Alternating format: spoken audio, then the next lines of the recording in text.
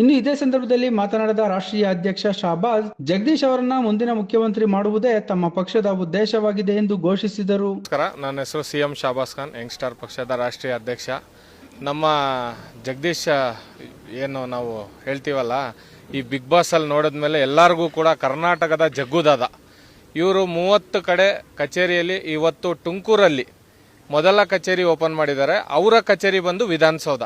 ನಾವು ಹೇಳಿರೋದು ಇದೆಲ್ಲ ನಮ್ಮ ಕಚೇರಿ, ಇದು ಓಪನ್ ಆಗ್ತಾ ಇರೋದು. ಯಾಕಂದ್ರೆ ನಮ್ಮ ಸಮಸ್ಯೆಗಳನ್ನ ಬಗೆಹರಿಸ್ಕೊಳ್ಳೋಕ್ಕೋಸ್ಕರ ಇವ್ರು ಮಾಡ್ತಾ ಇರುವಂತ 30 ಕಚೇರಿಗಳು. ಮನೆ ಮನೆಗೆ ಜಗದೀಶ್ ಕುಮಾರ್ ಆಗ್ಬೇಕು. ಯಾಕಂತ ಹೇಳಿದ್ರೆ KN ಜಗದೀಶ್ ಕುಮಾರ್ ಅವರು 16 ವರ್ಷ ಈ ಕರ್ನಾಟಕದಲ್ಲಿ ದುಡ್ದಿದ್ದಾರೆ.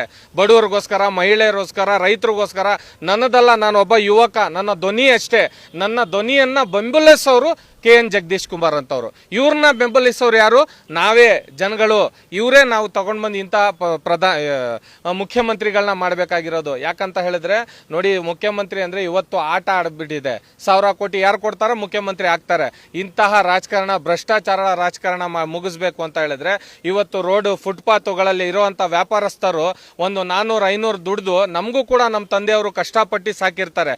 ಆ ರೋಡಲ್ಲಿ ವ್ಯಾಪಾರ ಮಾಡಿದಾರೋ, ಅಂಗಡಿಯಲ್ಲಿ ವ್ಯಾಪಾರ ಮಾಡಿದಾರೋ, ಚಿಲ್ಲರೆ ಅಂಗಡಿ ಇಟ್ಟಿದ್ದಾರೋ ಅಂತವ್ರಿಗೆಲ್ಲ ಒಂದು ಭವಿಷ್ಯವನ್ನು ಕಟ್ಟೋದಕ್ಕೆ ಎಜುಕೇಶನ್, ಶಿಕ್ಷಣ ಅನ್ನೋದನ್ನೇ ಇವತ್ತು ಶಿಕ್ಷೆ ಆಗ್ಬಿಟ್ಟಿದೆ. 50,000 1 ಲಕ್ಷ ತಗೊಂಡು ನಮಗೆ ವಿದ್ಯಾಭ್ಯಾಸಕ್ಕೆ ಎಲ್ಲೂ ಕೂಡ ಒಂದು ಒಳ್ಳೆ ದಾರಿ ಸಿಗ್ತಾ ಇಲ್ಲ. ಅಂತ ಕಡೆ ಎಲ್ಲ ನಮಗೆ, ನಮ್ಮ ಯುವಕರ ಧ್ವನಿಯಾಗಿ ಯಂಗ್ಸ್ಟಾರ್ ಪಕ್ಷಕ್ಕೆ ಯಂಗ್ಸ್ಟಾರ್ ಡೆಮೋಕ್ರಸಿ ಅಂತ ಹೇಳ್ಬೋದು, ಇದನ್ನ ತರಲಿಕ್ಕೆ ಜಗದೀಶ್ ಕುಮಾರ್ ಅವರು ಹೊರಟಿದ್ದಾರೆ ಅಂತ ಹೇಳಿದ್ರೆ ನಾವೆಲ್ಲರೂ ಕೂಡ ನಾವು ಕಾರ್ಯಕರ್ತರು. ಯಾಕಂತ ಹೇಳಿದ್ರೆ ನಾವು ಹಿರಿಯರು, ಚಿಕ್ಕವರು, ನಮ್ಮ ಪಕ್ಷದಲ್ಲಿ ಹೆಂಗಿದೆ ಅಂತ ಹೇಳಿದ್ರೆ ನಮ್ಮ KN ಜಗದೀಶ್ ಕುಮಾರ್ ಅವ್ರು ಏನು ಹೇಳಿದ್ರು ಕೂಡ ನಾವು ಅದನ್ನ ಲೀಗಲ್ ಆಗಿ ಪಾಲಿಸ್ತೀವಿ, ಲೀಗಲ್ ಆಗಿ ಮುಂದುವರ್ಸ್ಕೊಂಡು ಹೋಗ್ತೀವಿ, ಲೀಗಲ್ ಆಗಿ ಅವರನ್ನ ನ್ಯಾಯ ಕೊಡಿಸೋ ನಿಟ್ಟಲ್ಲಿ ಕೆಲಸ ಮಾಡ್ತೀವಿ.